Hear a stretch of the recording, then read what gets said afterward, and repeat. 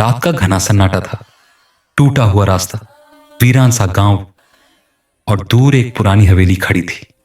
हवा में एक अजीब सी ठंडक थी, जैसे कोई रो रहा हो, बहुत हल्का लेकिन साफ साफ सुनाई दे रहा था।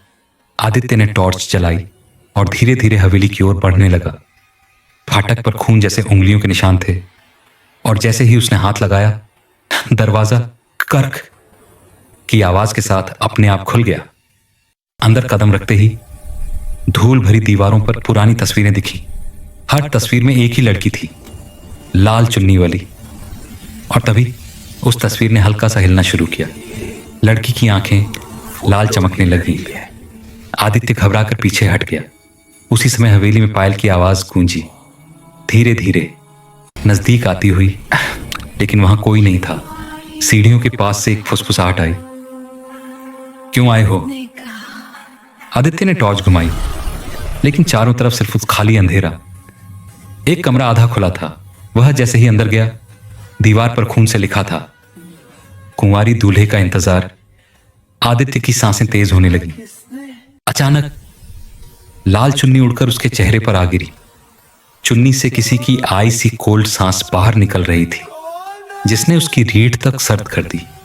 उसी समय कमरे की लाइट झपकने लगी और दीवार पर एक छाया नाच रही थी, जैसे कोई दुल्हन मंडप में नाच रही हो। छाया की गर्दन धीरे धीरे तिरछी होने लगी और फिर वो तेजी से आदित्य की ओर बढ़ी। आदित्य भागते हुए हॉल में पहुंचा।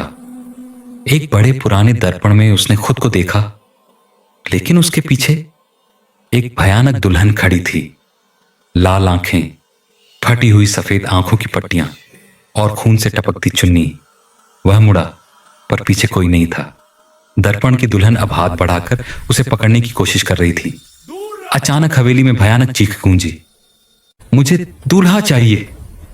सारे दरवाजे एक साथ बंद हो गए, लाइटें बुझ गईं, पूरा हॉल काला पड़ गया। अंधेरे में किसी की लंबी तेज सांसें सुनाई दे रही थी। फिर कुंवारी चुड़ैल दीवार पर उल्टी चढ़कर आदित्य की ओर झपट पड़ी।